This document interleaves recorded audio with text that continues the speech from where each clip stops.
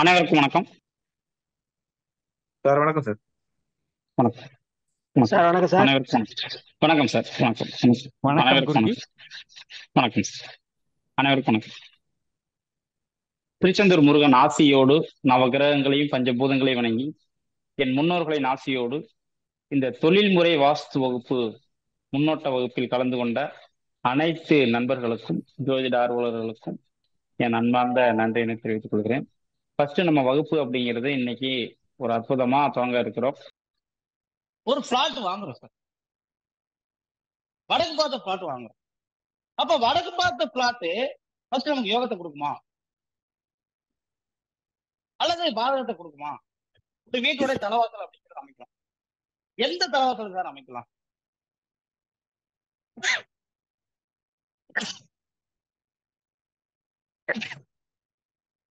வடக்கு பார்த்து தலைவாசல் அமைக்கலாமா அல்லது கிழக்கு பார்த்து அமைக்கலாமா? எந்த திசை நமக்கு யோகத்தை கொடுக்கும், எந்த திசை பாதிப்பை கொடுக்கும், எந்த திசையுடைய மனை அப்படிங்கிறது நம்ம வாங்கும் பொழுது நம்ம வளர்ச்சி அடைய முடியும், எந்த திசை மனை நமக்கு பிரச்சனையும் கொடுக்கும் அப்படிங்கிறது நமக்கு தெரிஞ்சுதான் ஒரு மனை அப்படிங்கறத நம்ம தேர்வு செய்யணும். அப்ப வடக்கு பார்த்த திசை, கிழக்கு பார்த்த திசை, தெற்கு பார்த்த திசை, மேற்கு பார்த்த திசை, அதாவது காமனா எல்லாரும் சொல்றது என்னன்னா, சார் வடக்கு பார்த்த பிளாட் கிழக்கு பார்த்த பிளாட் வாங்குங்க சார், நல்ல வேல்யூ சார், பின்னாடி ரீசேல் நல்லா பண்ணலாம். ஃபர்ஸ்ட் அது நமக்கு யோகமா இருந்தா தானே, யோகமா இருந்தா தானே சார் நம்ம வாங்கி வைக்க முடியும். அது நமக்கு பிரச்சனை கொடுக்குற மாதிரி திசையா இருந்தா எப்படி நம்ம வாங்குறது? அப்ப எந்த திசை யோகத்தை கொடுக்கும் அப்படிங்கிற ஒரு விஷயத்தை நம்ம பார்க்க போறோம். அடுத்து நம்ம பார்க்க ஒரு விஷயம், இப்ப சார் கேட்ட ஒரு விஷயம் என்னன்னா, சார் அது வந்து யாருக்கு சார் பார்க்கணும்? குடும்ப தலைவருக்கு பார்க்கறதா இல்ல குடும்பத்துல வச்சுக்கிற எல்லாத்துக்கும் பார்க்கணுமா இல்ல யாருக்கு பார்க்கணும் அப்படின்னு சார் ஒரு டவுட். அந்த டவுட் தானே சார் கேட்டீங்க. அப்ப இந்த இந்த விஷயம் யாருக்கு பார்க்கணும் அப்படின்னு கேட்டீங்கன்னா, நம்ம ஒரு வீடு கட்டுறோம் சார்.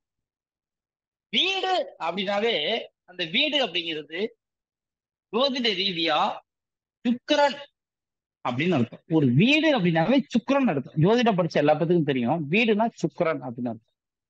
அடுத்து நம்ம பாக்குறது என்னன்னா, வீடு அப்படிங்கிறது சுக்கிரன் அப்படின்னு நம்ம சொல்றோம். அதே மாதிரி ஒரு கணவன் மனைவி அப்படின்னு இருக்காங்கன்னா, கணவன் அப்படின்னா செவ்வாயை குறிக்கும், மனைவி அப்படிங்கிறது சுக்கிரன். அப்ப வீடு அப்படிங்கிறது ஒரு சுக்கிரன், மனைவி அப்படிங்கிறது சுக்கிரன். அப்ப ஒரு இடம், வீடு கட்டுறதுக்குன்னு ஒரு இடம் வாங்குறோம்னா அந்த மனைவி பேரில் பதிவு செய்வது அப்படிங்கிறது, மனைவியோட பதிவு பண்ணுவது அப்படிங்கிறது. அப்ப ஒரு இடம் வாங்கணும்னா மனைவியோடைய ராசிக்கு வீட்டில் உள்ள முதன்மையான நபர், அம்மாவா இருந்தா அம்மா, மனைவியா இருந்தா மனைவி, முதன்மையான பெண், அவங்களுடைய யோகத்துக்கு தான் அந்த வீட்டுடைய திசை அப்படிங்கறத வாங்கணும் ஃபர்ஸ்ட். ரெண்டாவது, சார் நான் வந்து மனைவியுடைய பேர்ல பதிவு பண்ணல சார், நான் என்னோட பேர்லயே பதிவு பண்ண போறேன் சார். அப்பனா என்ன அர்த்தம்னா, மனைவியோட யோகத்துக்கு பார்க்கணும், யாருடைய பேர்ல ரிஜிஸ்ட்ரேஷன் பண்ணணுமா, கணவர் பேர்ல ரிஜிஸ்ட்ரேஷன் பண்ணா கணவருடைய ஜாதகத்துப்படி யோகத்தை கொடுக்கணும்.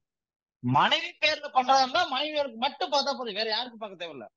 ஆனா கணவன் பேர்ல பதிவு பண்ணும் பொழுது மனைவியுடைய யோகத்துக்கும் பார்க்கணும், கணவனுடைய யோகத்துக்கும் பார்க்கணும். எல்லாத்துக்கும் புரியுதுங்களா சார் நான் சொன்ன விஷயம்? நல்லா புரியுது சார். புரியுது சார்.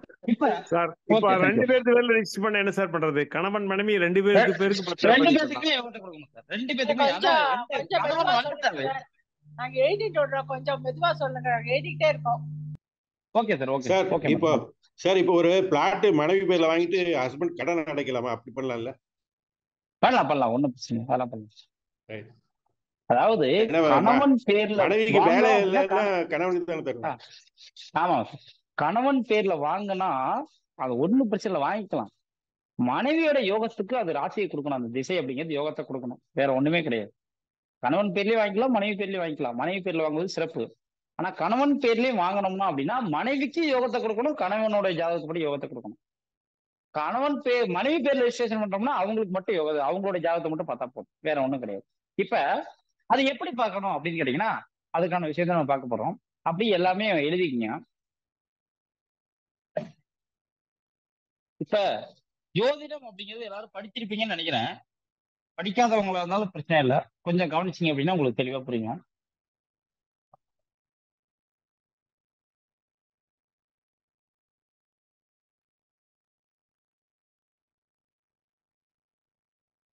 இதுதான் 12 ராசி கட்டம் அப்படிங்கிறது.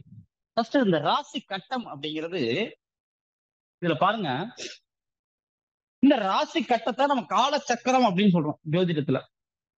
இதுல இந்த கட்டம் தான் முதல் கட்டம். ஜோதிடத்துல இதை முதல் கட்டம்னு சொல்றோம். இந்த கட்டத்துடைய பேர் மேசம்னு இருக்கும். இந்த ராசிக்கு பேர் மேசம்னு இருக்கும். இந்த ரெண்டாவது இருக்க ராசிக்கு பேர் ரிஷபம். மூணாவது இருக்க ராசிக்கு பேர் மிதுனம். நாலாவது இருக்க ராசிக்கு பேர் கடகம். அஞ்சாவது இருக்க ராசிக்கு பேர் சிம்மம். ஆறாவது இருக்க ராசிக்கு பேர் கன்னி. ஏழாவது இருக்க ராசிக்கு பேர் துலாம். எட்டாவது இருக்க ராசிக்கு பேர் விருச்சகம். ஒன்பதாவது இருக்க ராசிக்கு பேர் தனுசு. பத்தாவது இந்த கட்டத்துக்கு பேர் மகரம். 11வது ராசிக்கு பேர் கும்பம். 12வது ராசிக்கு பேர் மீனம்.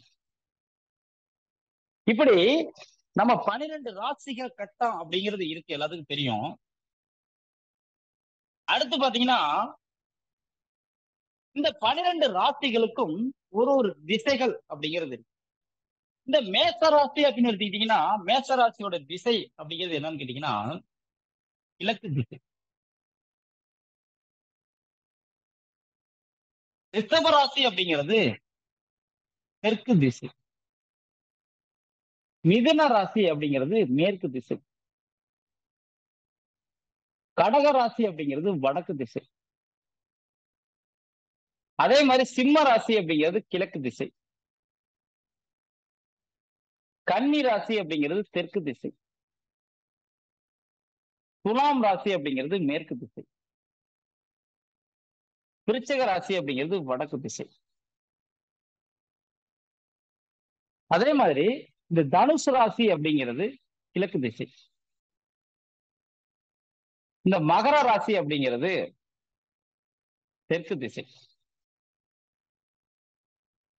கும்பராசி அப்படிங்கிறது மேற்கு திசை. இந்த மீன ராசி அப்படிங்கிறது வடக்கு திசை. இப்படி நம்ம திசைகளை 12 ராசிகளுக்கும் பிரிக்கிறோம். அடுத்து பாத்தீங்கன்னா இந்த திசைகள் அப்படிங்கிறத தாண்டி ஒரு ஒரு ராசிகளுக்கும் ஒரு ஒரு அதிபதி அப்படின்னு ஒருத்தர் இருக்காரு. அதிபதினா என்ன அர்த்தம்னா ஓனர், அந்த இடத்திற்குரிய ஓனர். 12 ராசிகளுக்கும் ஒரு ஒரு இடத்திற்கும் ஒரு ஒரு ஓனர் அப்படின்னு இருக்காங்க.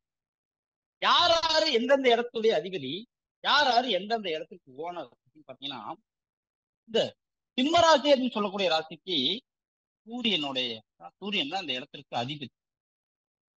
அதே மாதிரி கடக ராசிக்கு சந்திரன் தான் அதிபதி.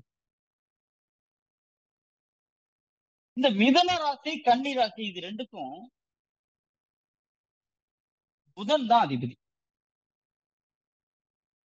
துலாவுக்கும் ரிஷப ராசிக்கும் சுக்கிரன் தான் அதிபதி.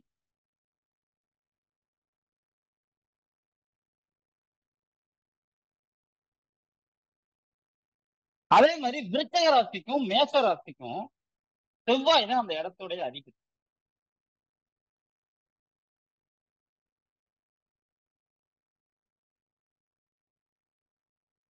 இந்த தனுசு ராசிக்கும் மீன ராசிக்கும் இது ரெண்டுக்கும் குரு பகவான் தான் அதிபதி. மகர ராசிக்கும் கும்ப ராசிக்கும் சனி பகவான் தான் அதிபதி. இப்படி ஒரு ஒரு ராசிக்குரிய அதிபதி யாரு அப்படிங்கிறத பார்த்திருக்கோம். அடுத்து பாத்தீங்கன்னா இந்த 12 ராசிகளை நம்ம 3 வகையாக பிரிக்கிறோம். எப்படின்னா பரம், பிரம், உபயம் அப்படின்னு சொல்லிட்டு 3ஆ பிரிக்கிறோம். அப்ப இந்த சரராசிகள், சிரராசிகள், உபயராசிகள் அப்படிங்கிறது என்னென்னு கேட்டீங்கன்னா, இந்த மேசராசி அப்படிங்கிற ராசி சரராசி, ரிஷபராசி அப்படிங்கிற ராசி ஸ்திரராசி, மிதுன ராசி அப்படிங்கிறது உபயராசி. அதே மாதிரி கடக ராசி அப்படிங்கிறது சரராசி, சிம்ம ராசி அப்படிங்கிறது ஸ்திர ராசி, கன்னி ராசி அப்படிங்கிறது உபய ராசி, துலாம் ராசி அப்படிங்கிறது சரராசி, விருச்சிக ராசி அப்படிங்கிறது ஸ்திர ராசி, தனுசு ராசி அப்படிங்கிறது உபய ராசி. இந்த மகர ராசி அப்படிங்கிற ராசி சரராசி, கும்ப ராசி அப்படிங்கிறது ஸ்திர ராசி, மீன ராசி அப்படிங்கிறது உபய ராசி. இப்படி ராசிகளை சரம், ஸ்திரம், உபயம் அப்படின்னு சொல்லிட்டு மூணா பிரிக்கணும் சார். இதுல இன்னொரு முக்கியமான விஷயம் என்ன அப்படின்னு கேட்டீங்கன்னா, இந்த சரராசி அப்படின்னு சொல்லக்கூடிய ராசிகள், சரராசின்னு சொல்லக்கூடிய ராசிகளான மேசம், கடகம், துலாம், மகரம் அப்படின்னு சொல்லக்கூடிய இந்த சரராசிகளுக்கு 11வது இடம் பாதகம் செய்யக்கூடிய இடமாக அமையும்.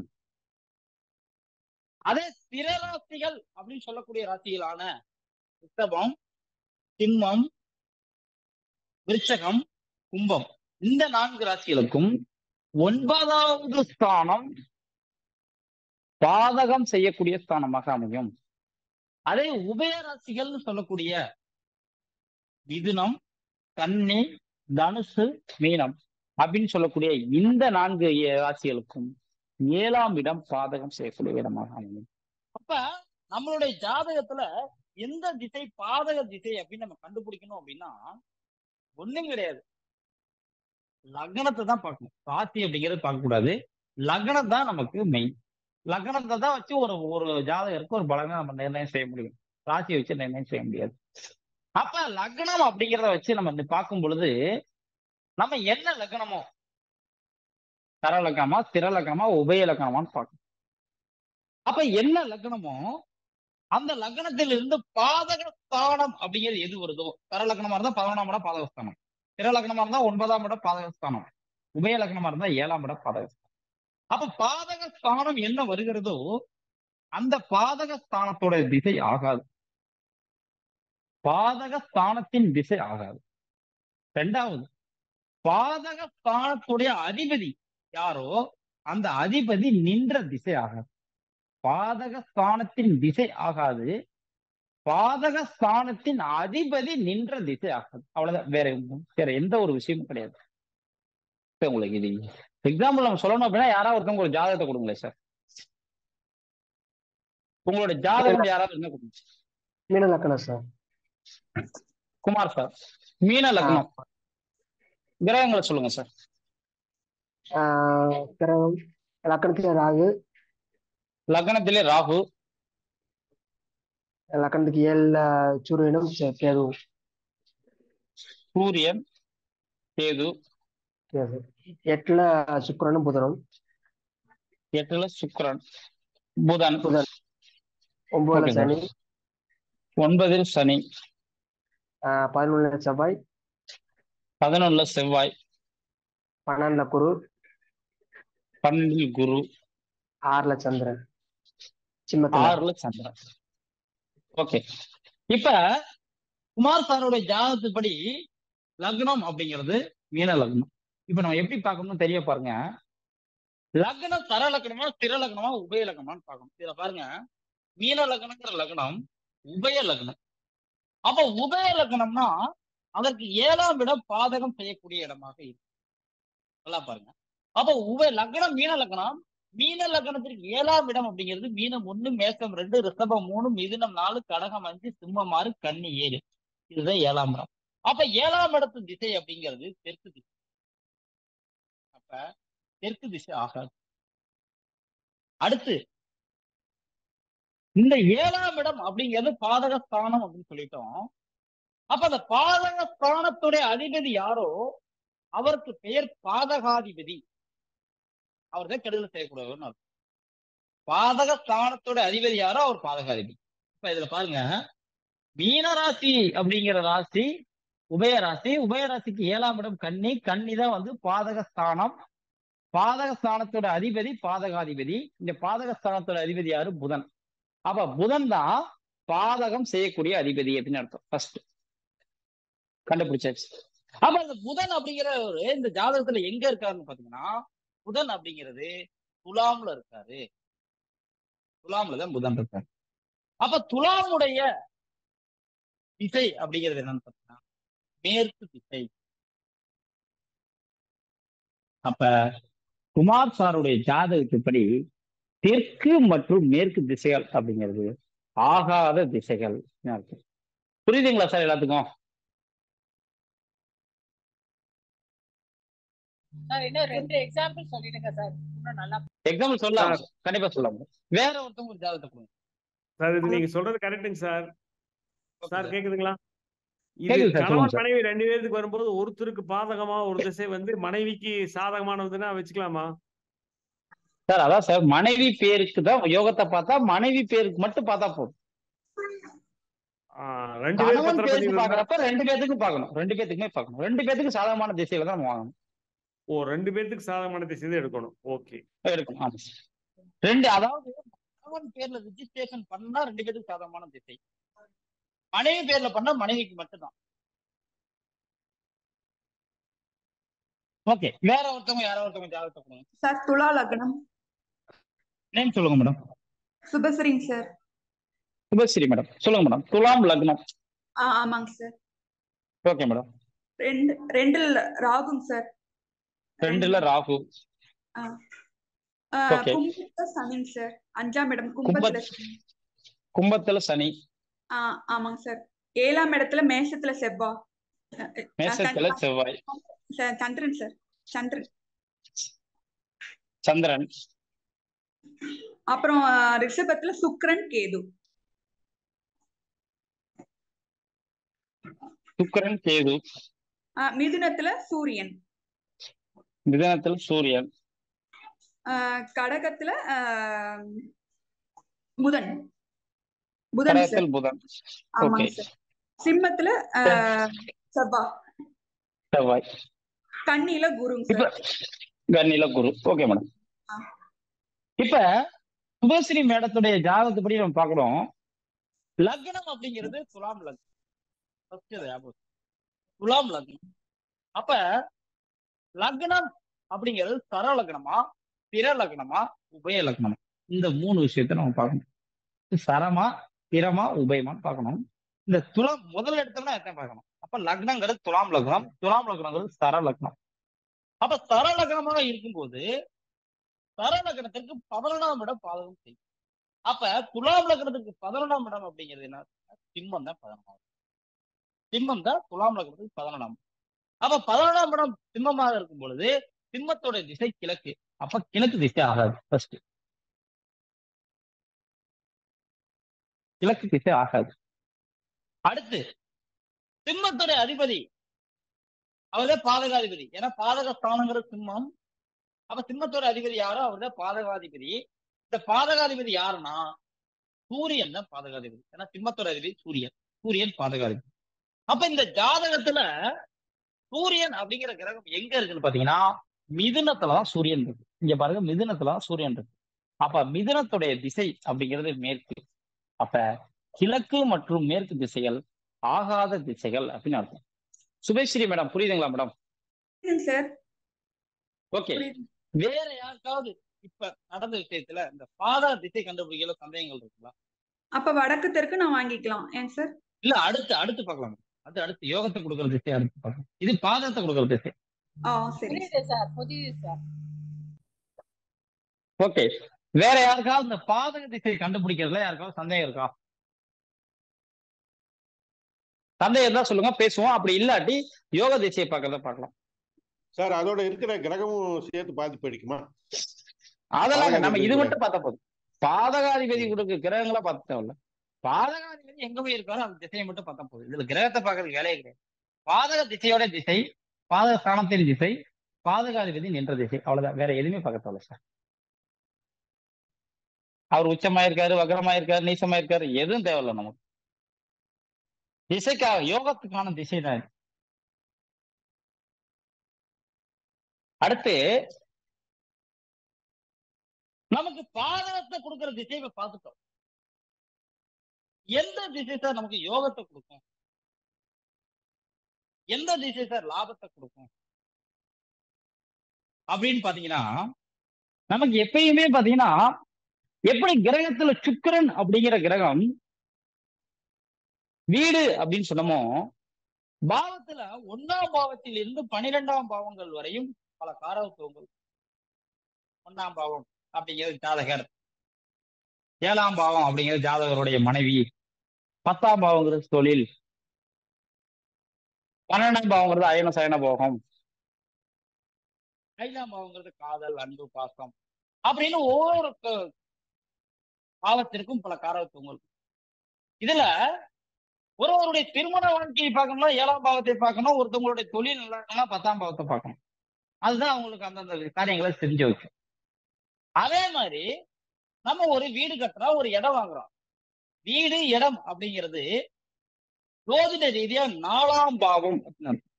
4ஆம் பாவம் அப்படின்னா வீடு இடம் அப்படின்னு அர்த்தம். அப்ப நமக்கு 4ஆம் இடம் நல்லா இருந்தா தான், 4ஆம் இடம் யோகமா இருந்தா தான் நம்ம வீடு நிலம் வாங்க முடியும்.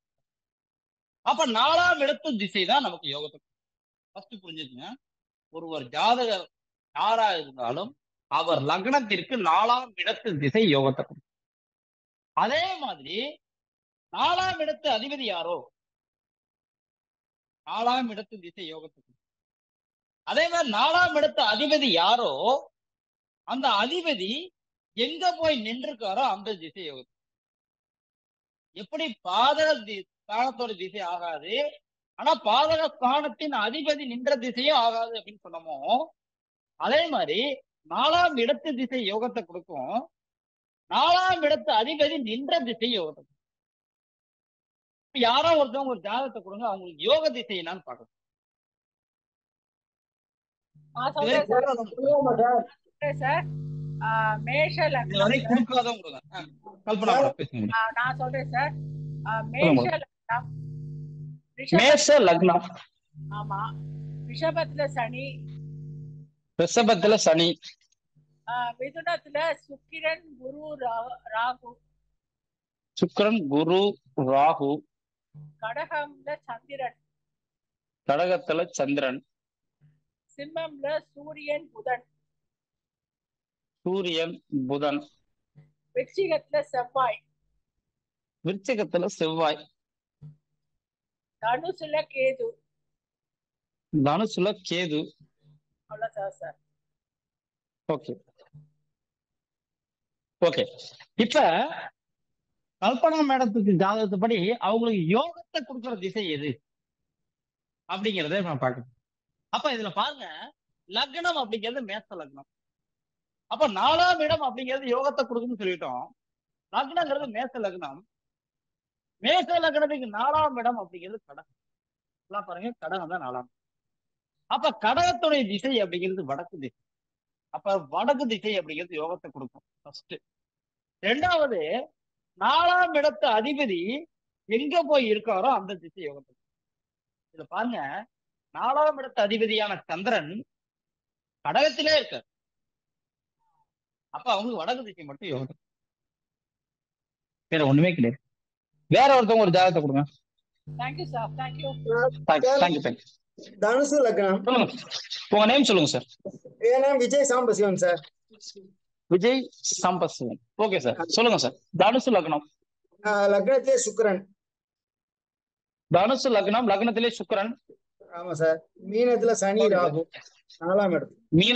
மீனத்தில் சனி, ராகு. ஆமா sir. Okay sir. Okay sir. கடகத்துல சந்திரன். கடகத்துல சந்திரன். கன்னியில குரு, செவ்வாய், கேது. குரு, செவ்வாய், கேது. அடுத்ததுல வந்து சூரியனும் புதனும் துலாத்துல. துலாம்ல சூரியன், புதன். அவ்வளவுதான் சார். Okay right. ஓகே. இப்ப சாருடைய ஜாதகத்துப்படி பாத்தீங்கன்னா லக்னம் அப்படிங்கிறது தனுசு லக்னம். தனுசு லக்னம் அப்படிங்கிறது 4ஆம் இடம் யோகத்தை கொடுக்கும்னு சொல்லிட்டோம். அப்ப தனுசு லக்னத்திற்கு 4ஆம் இடம் அப்படிங்கிறது மீனம்.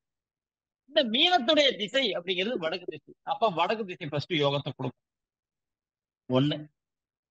2வது பாத்தீங்கன்னா 4ஆம் இடத்து அதிபதி எங்க போய் நின்றுக்காரோ அந்த திசை யோகத்தை கொடுக்கும். 4ஆம் இடத்து அதிபதியான குரு பகவான் இந்த ஜாதகத்துல கன்னியில இருக்காரு. அப்ப கன்னியோட திசை தெற்கு. அப்ப வடக்கு மற்றும் தெற்கு திசை யோகத்தை கொடுக்கும். புரியுதுங்களா சார்? Sir okay. அதாவது நல்லவன் அவன் இடமும் நல்லா தான் இருக்கும். அவன் எங்க போய் இருந்தாலும் அவன் நல்லவனா தான் இருப்பான். கெட்டவன் அவன் இடமும் கெட்டவனா தான் இருப்பான். எங்க போய் இருந்தாலும் அவன் கெட்டவனா தான் இருப்பான். வேற ஒண்ணும் இல்லை. சார் வணக்கம் சார். சார் நீங்க ஒரு வணக்கம். ஹஸ்பண்ட் வந்து ரெஜிஸ்டர் பண்ணிட்டு அவங்க ஒய்ஃப் பத்தி சேர்த்து பார்க்கணும்னு சொன்னீங்கல்ல, அதுக்கு ஒரு எக்ஸாம்பிள் சொல்ல முடியுமா சார்? ஒரு ஹஸ்பண்ட் வந்து அவர் பேர்ல ரெஜிஸ்டர் பண்றாரு, பட் ஓகே அவங்க ஒய்ஃபையும் சேர்த்து நீங்க யோகம் பார்க்கணுங்கிறீங்கல்ல. சார், வேற ஒண்ணும் இல்ல மேடம் ஒண்ணும் இல்ல. மனைவியோட ஜாதகத்தை பாக்குறோம். ஆமா. வடக்கு திசை நல்லா இருக்குன்னு வச்சுக்கோங்க, எக்ஸாம்பிள். ஓகே. வடக்கும் மேற்கும் நல்லா இருக்கு. கணவனோட ஜாதகத்தை பாக்குறோம், தெற்கு மேற்கு நல்லா இருக்கு. ஓ, அப்ப மேற்கு எடுத்துக்கணும். அப்ப மேற்கு திசை தான் வாங்கணும், சரி. வடக்கு திசை வாங்கக்கூடாது. வடக்கு திசை வாங்கணும்னு அவங்க முடிவு பண்ணிட்டா அவங்க மனைவி பேர்ல தான் வாங்கணும். கண்டிப்பா எனக்கு வடக்கு திசை தான் சார் வேணும் அப்படின்னா மனைவி பேர்ல வாங்கணும். அப்படி இல்லாட்டி வாங்கக்கூடாது. அவ்வளவுதான். சார் வணக்கம் சார். சண்முகநாதன் சார் பேசுங்க சார். ஆமா சார். Sir Shanmuganathan sir. சொல்லுங்க சார். சார் இப்ப 4ஆம் அதிபதி வந்து 4ஆம் அதிபதி அவரே வந்து பாதகாதிபதியா வந்து எப்படி சார் பண்றது? அதான் சார், அடுத்த எக்ஸாம்பிள் பார்க்கலாம். வேற ஒருத்தவங்க ஒரு ஜாதகத்தை கொடுங்க. சரி. விருச்சிக லக்னம் அங்கேயா கனகராஜ் ஒசூர். கனகராஜ் சார், எங்க இருந்து பேசுறீங்க சார்? ஒசூருங்க ஐயா. ஒசூர். சொல்லுங்க சார். விருச்சிக லக்னம். லக்னம் விருச்சிக லக்னம். ஆமாங்க ஐயா. சொல்லுங்க சார். அங்கேயே சந்திரன் இருக்கு. சந்திரன் இங்கே இருக்கார். ஆமா. மகரத்துல வந்து சனி பகவான் குரு பகவான். சனி குரு பகவான். கும்பத்தில் வந்து சூரியன் புதன் கேது. சூரியன் புதன் கேது. Okay sir. மேசத்துல வந்து சுக்கிரன். மேசத்துல வந்து சுக்கிரன். மிதுனத்துல வந்து செவ்வாய். மிதுனத்துல செவ்வாய். மிதுனம் இது நீங்க ரிஷபத்துல போடுறீங்க. மிதுனத்துல செவ்வாய். சிம்மத்துல வந்து ராகு. சிம்மத்தில் வந்து ராகு. சிம்மம் கீழே சிம்மம் சாரி. சிம்மத்துல ராகு. ஆமா. ஓகே, அவ்வளவுதான். ஓகே. ஓகே. இப்ப சாருடைய ஜாதகத்துப்படி யோகத்தை கொடுக்குற திசை அப்படிங்கிறது ஃபர்ஸ்ட் என்னன்னு பார்க்கலாம். அதுக்கு முன்னாடி பாதகத்தை கொடுக்குற திசை என்னன்னு பார்க்கலாம். இப்ப பாதகம் அப்படின்னாவே சொல்லிட்டோம், எதுக்கா இருந்தாலும் யோகத்தை கொடுத்தாலும் பாதகத்தை கொடுத்தாலும் லக்னத்தை தான் ஃபர்ஸ்ட் பார்க்கணும். இப்ப விருச்சக லக்னம் லக்னத்தின வந்து தர லக்னமா ஸ்திர லக்னமா உபய லக்னமான்னு பார்த்தா ஸ்திர லக்னம். அப்ப இந்த ஸ்திர லக்னங்கிற லக்னத்துக்கு 9ஆம் இடம் பாதகம் செய்யும் சொல்றோம். அப்ப இது 9ஆம் இடம் அப்படிங்கிறது விருச்சக லக்னத்திற்கு 9ஆம் இடங்கிறது கடகம்.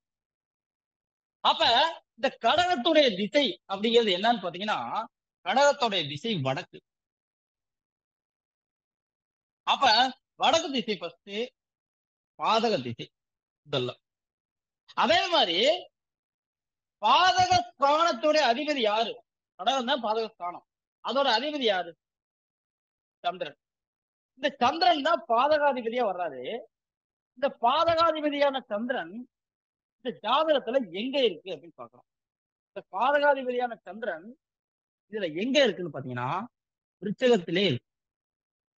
அப்ப இந்த விருச்சகத்தோட திசை வடக்குன்னு முதல்ல சொல்லிட்டான். அப்ப வடக்கு திசை சாருக்கு ஆகாது, முதல்ல வடக்கு திசை ஆகாதுன்னு சொல்லிட்டான். அப்ப அது பாதகாதிபதி நிக்கிற திசையும் வடக்கு திசையா வரனால வடக்கு திசை பெஸ்ட் ஆகாது. ரெண்டாவது யோகத்தை கொடுக்குற திசை எது அப்படின்னு பாத்தீங்கன்னா, யோகத்தை கொடுக்குற திசை 4ஆம் இடத்து திசை யோகத்தை கொடுக்கும். இதுல பாருங்க, விருச்சிக லக்னம், விருச்சிக லக்னத்துக்கு 4ஆம் இடங்கிறது கும்பம், கும்பத்தோட திசை மேற்கு. அப்ப மேற்கு திசை அப்படிங்கிறது யோகத்தை கொடுக்கும்.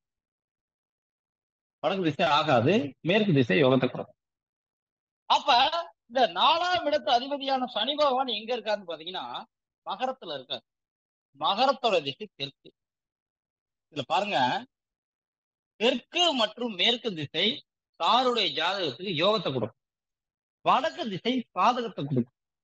இந்த கிழக்கு திசை அப்படிங்கிறது யோகத்தையும் கொடுக்காமல் பாதகத்தையும் கொடுக்காமல் நடுநிலையும் கொடுக்கும். அப்ப சார் வந்து வடக்கு திசையை தவிர மேற்கு தெற்கு கிழக்கு எதுல வேணாலும் வீடு கட்டிக்கலாம், எதுல வேணாலும் 10 மனையை வாங்கிக்கலாம். வடக்கு திசை மட்டும் ஆகாது. புரியுதுங்களா சார்? சிறப்புங்கய்யா. நன்றிங்கய்யா. நன்றி சார். நன்றி. சிறப்பா சொல்லியிருக்கீங்கய்யா. வாழ்த்துக்கள். நன்றி. நன்றி. அடுத்து ஒருத்தவங்க ஜாதகத்தை கொடுங்க. பாதகாதிபதியும் யோகாதிபதியும் ஒரே மாதிரி இருக்குதான்னு பார்க்கலாம். யாராவது ஒரு ஜாதகம் இருந்தா அப்படி சார் இருக்கு சார். சார் கொடுங்க சார். கொடுங்க sir. Sir Shanmuganathan sir. Shanmuganathan sir கொடுங்க சார். லக்னத்துல செவ்வாய் சார். என்ன லக்னம் சார்? கடக லக்னம் சார். கடக லக்னம், லக்னத்துல செவ்வாய். ஆமா சார். கன்னியில சந்திரன் ராகு சார். சந்திரன் ராகு. மிதுனத்துல குரு சார். மிதுனத்தில் குரு. இது இது மீனத்துல வந்து சூரியன் புதன் சுக்கிரன் கேது சார். கேது. ஆமாங்க சார். ஓகே. இன்னொரு கிரகம் இருக்குமே சார்?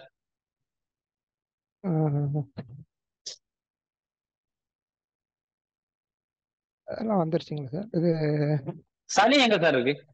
சனி வந்து 2ல சார், சூரியன் வீட்டுல சார், சிம்மத்துல. ஓகே.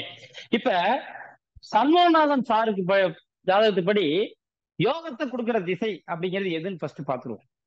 யோகத்தை கொடுக்கறதுனா எது? 4ஆம் இடம் யோகத்தை கொடுக்கும். 4ஆம் இடத்து அதிபதி நின்ற திசை யோகத்தை கொடுக்கும்.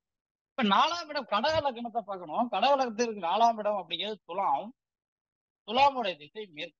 அப்ப மேற்கு திசை யோகத்தை கொடுக்கும். அதே மாதிரி 4ஆம் இடத்து அதிபதி சுக்கிரன் எங்க இருக்காருன்னு பாத்தீங்கன்னா மீனத்துல இருக்காரு. மீனத்தோட திசை வடக்கு. அப்ப மேற்கு மற்றும் வடக்கு திசை அப்படிங்கிறது யோகத்தை. 2வது, எந்த திசைத்தை பாதகத்தை கொடுக்கும், எந்த திசை கெடுதலை கொடுக்கும்? லக்னம் அப்படிங்கிறது கடக லக்னம். கடக லக்னங்கிறது சர லக்னமா, ஸ்திர லக்னமா, உபய லக்னமான்னு பாக்குறோம். இந்த கடக லக்னங்கிறது சர லக்னம். அப்ப சர லக்னம் அப்படின்னா அதுக்கு 11ஆம் இடம் பாதகம் செய்யும். அப்ப சர லக்னத்திற்கு 11ஆம் இடம் அப்படிங்கிறது ரிஷபம்.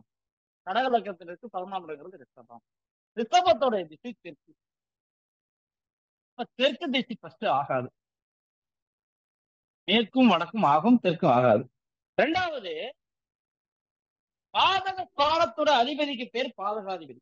அப்ப பாதக ஸ்தானமான ரிஷபம், ரிஷபத்தோட அதிபதி சுக்கிரன், அவர் தான் பாதகாதிபதி. பாதகாதிபதி எங்க இருக்காருன்னு பாத்தீங்கன்னா பாதகாதிபதி மீனத்துல இருக்காரு. மீனத்துடைய திசை வடக்கு. அப்ப இந்த இதுல பாருங்க, சாருடைய ஜாதகத்துப்படி மேற்கு திசையும் வடக்கு திசையும் யோகம் செய்யக்கூடிய திசைகளாகவும், தெற்கு திசையும் வடக்கு திசையும் பாதகம் செய்யக்கூடிய திசையும் வரும். இதுல பாருங்க, யோகத்தை கொடுக்கிற திசையும் பாதகத்தை கொடுக்கிற திசையும் ஒரே திசையாக இருந்தால் அந்த திசைய நம்ம பாதக திசைன்னு எடுத்துக்கணும். கெடுதல் தேர்வனத்தை எடுத்துக்கணும். அப்ப சாருடைய ஜாதகத்துப்படி மேற்கு திசை அப்படிங்கிற ஒரே ஒரு திசை யோகத்தை கொடுக்கும். தெற்கு மற்றும் வடக்கு அப்படிங்கிறது பாதகத்தை கொடுக்கும். கிழக்கு திசை அப்படிங்கிறது நடுநிலையை கொடுக்கும். அப்ப ஒண்ணு மேற்கு திசையான யோக திசையில இடம் வாங்கிக்கிற வீடு கட்டிக்கணும். அப்படி இல்லாட்டி பிரச்சனையும் கொடுக்காத யோகத்தையும் கொடுக்காம கிழக்கு திசையான நடுநிலை திசையில வீடு கட்டிக்கலாம், மனை வாங்கிக்கலாம். ஆனா எக்காரணத்தை கொண்டு வடக்கும் தெற்கு திசைக்கு போகவே கூடாது. புரியுதுங்களா sir? Super sir, super sir, correct sir. கிழக்கு திசையில தான் சார் இருக்கு. ஓகே சார், நன்றி சூப்பர் சார், சார். நன்றி சார். நன்றி சார், நன்றி சார். வேற யாருக்கா இதுல சந்தேகங்கள் இருக்கலாம்? புரியுதுங்களா ஃபர்ஸ்ட் எல்லாத்துக்கும்? அழகா புரியுதுங்கய்யா. நல்லா புரியுது, ஓகே. நல்லா புரியுது. சூப்பரா சொல்லி தரீங்க சார். நல்லா வேற புரியுது யாருக்காவது வெரி கிளியரா இருக்கு. ஓகே ஓகே வேற யாருக்கா ஏதாவது சந்தேகங்கள் இருக்குங்களா?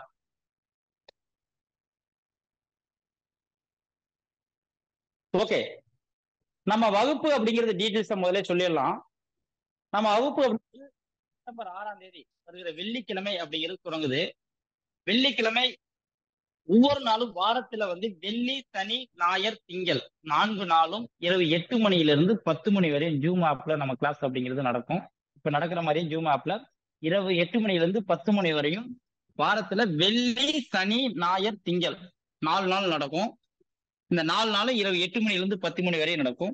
ஒவ்வொரு நாளும் கிளாஸுக்குரிய வீடியோ அப்படிங்கிறது மறுநாள் காலையில் உங்களுக்கு கொடுத்துருவோம். ப்ளஸ் புக்கு, சர்டிஃபிகேட்டு, கிளாஸுடைய பிடிஎஃப் எல்லாமே உங்களுக்கு கொடுத்துருவோம்.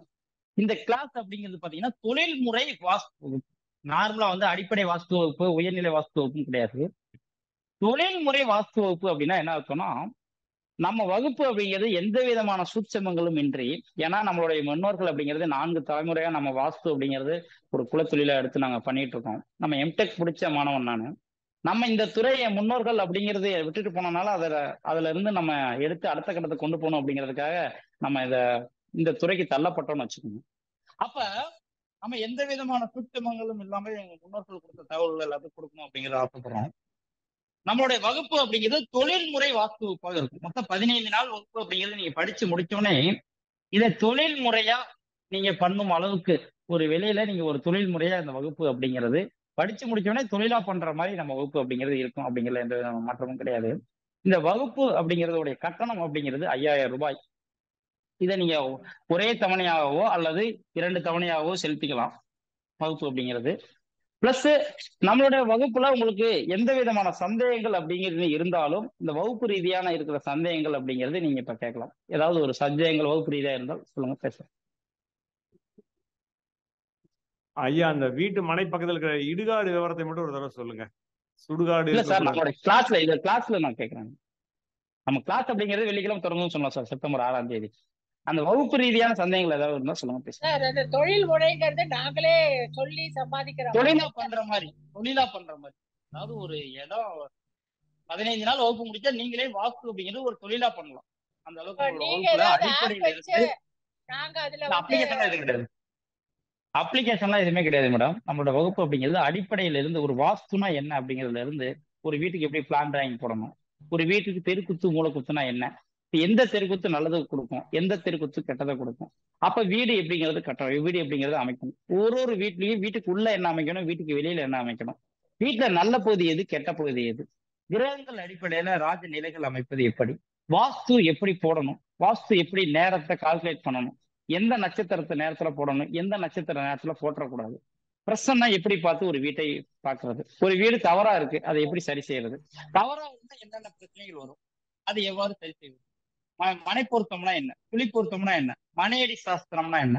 நம்மளோட வகுப்புல இருக்கிற ஒரு முக்கியமான சிறப்பு அம்சமே வாஸ்து அப்படின்னா வாஸ்து மட்டும் இருக்காது, வாஸ்துக்கு தேவையான ஜோதிடம், வாஸ்து பிளஸ் மனையடி சாஸ்திரம், குழி பொருத்தம் அப்படின்னு சொல்லக்கூடிய இந்த அனைத்து விஷயங்களும் கலந்த கலவையாகத்தான் நம்ம வகுக்கிறோம். ஏன்னா வாஸ்து அப்படின்னு ஒரு விஷயத்த மட்டும் வச்சு நம்ம தோத்து போயிடுவோம். வாஸ்து ரீதியா அனைத்து விஷயங்களும் சரியாக இருந்து அவர் வடக்கு பார்த்த வீட்டுல ஒருத்தவங்களுக்கு யோகத்தை கொடுக்காத திசையில வீடு கட்டிட்டாருன்னா அவர் என்னைக்குமே அந்த வீட்டுல வளர்ச்சியே அவர் கொடுத்தாரு. அந்த வீட்டுக்கு போனதுல 10 ரூபா கூட காசு சொல்லடா அப்படின்னு சொல்லுவோம். ஏன்னா வாஸ்துபடியான சரியாகத்தானே இருக்கு. அப்ப அந்த இடத்துல ஜோதிடம் விளக்கு. அதே வாஸ்துப்படி சரியாக அமைத்து ஜோதிடப்படி அவருக்கு ராசி உள்ள திசையில வீட்டை அமைச்சு குளிப்பொருத்தம் இல்லாம ஒரு வீட்டை அமைச்சிட்டாருன்னா 10 ரூபா சம்பாதிச்சாருன்னா 20 ரூபா செலவுதான் வருது. அப்ப அந்த வாஸ்து, மனையடி சாஸ்திரம், ஜோதிடம் அப்படிங்கிற கலந்த கலவையாக நம்மளோட வகுப்பு அப்படிங்கிறது இருக்கும். வேற யாருக்காவது வகுப்பு ரீதியா சந்தேகங்கள் இருந்தா சொல்லுங்க, பேசுங்க. சார் பிளேஸ்மெண்ட்ஸ் ஏதாவது தருவீங்களா சார்? பிளேஸ்மெண்ட்ஸ்ல இது இல்லை மேடம். நீங்க தான் உங்களோட யூடியூப்ல எல்லாம் போட்டு நீங்க தான் ப்ரொமோட் பண்ணிக்கணும். என்னோட நம்பர் அப்படிங்கறத சொல்றேன், நம்பர் நோட் பண்ணிக்கங்க. கீழே ஸ்க்ரோல் ஆயிட்டு இருக்கும். அதே மாதிரி அப்படி இல்லாதவங்க நோட் பண்ணிக்கோங்க. வகுப்புல இணையணும் அப்படின்னா நீங்க துரைராஜ் சார்ட்டையோ அல்லது எனக்கோ கான்டாக்ட் பண்ணி நீங்க வகுப்பு அப்படிங்கிறது இணைஞ்சுக்கலாம். அல்லது வாஸ்து ரீதியாக டெய்லி வந்துடும் சார். இன்னைக்கு நடக்கிற கிளாஸ்க்குரிய வீடியோ நாளைக்கு காலைல வந்துடும் சார். அந்த வீடியோ அப்படிங்கிறது உங்க லைஃப் லாங்கா இருக்கும் சார். மறுபடியும் பிடிஎஃப் ஏதாவது கொடுப்பீங்களா சார்? பிடிஎஃப் வரும் சார். பிடிஎஃப் கிளாஸோட கண்டென்ட் அப்படிங்கிறது பிடிஎஃப் வரும். என்ன கிளாसेस? பிடிஎஃப் வரும். Weekly 4 classes sir. Weekly 4 classes. Friday, Saturday, Sunday and Monday. இரவு 8 மணில இருந்து 10 மணி வரை. எத்தனை வாரத்துக்குங்க? மொத்தம் 15 வகுப்புகள் சார். அதுல ஒரு கிளாஸ் முன்ன பின்ன இருக்கலாம், ஒரு எக்ஸஸா ஒரு கிளாஸ் இருக்கலாம், அல்லது கம்மியா ஒரு கிளாஸஸ் இருக்கலாம். கம்மியா இருக்க வாய்ப்பு இல்லை, எக்ஸஸா கண்டிப்பா இருக்கும்.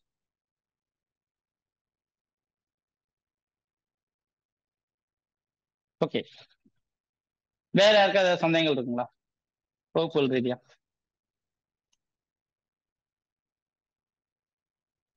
இந்த மாசம் மட்டும்தான் நடக்குது. வணக்கம் சார். 2 monthsக்கு வணக்கம் மேடம், சொல்லுங்க மேடம். வணக்கம் மேடம், வணக்கம் புக் மேடம். தருவேன்னு சொல்லிருந்தீங்களா, அது எப்படி இஷ்யூ பண்ணுவீங்க சார்? கொரியர் உங்களுக்கு வருங்களா? கொரியர் பண்ணிடுவோம், கொரியர் வந்துரும் மேடம். புக் அப்படிங்கிறது கொரியர் ஓகே வந்துரும் சார். மேடம். உங்களோட சார், இது அட்ரஸ்க்கு புக் பேசிக் சர்டிஃபிகேட் சொல்லி லெவல்னா இது வந்து ஜோசியத்தை பேஸ் பண்ணி இல்ல. அதாவது ஜாதகம் தெரிந்திருந்தாலும் தெரியாமல் இருந்தாலும் பிரச்சனை கிடையாது. Okay sir. தெரிந்திருந்தாலும் பிரச்சனை இல்லை, தெரியாம இருந்தாலும் பிரச்சனை இல்லை. வாஸ்து தெரிந்திருந்தாலும் பிரச்சனை இல்லை, தெரியாம இருந்தாலும் பிரச்சனை இல்லை. நம்ம அடிப்படையில இருந்து ஒரு சப்ஜெக்டும் நம்ம டீச் பண்ணுவோம். Okay sir, thank you sir. Thank you.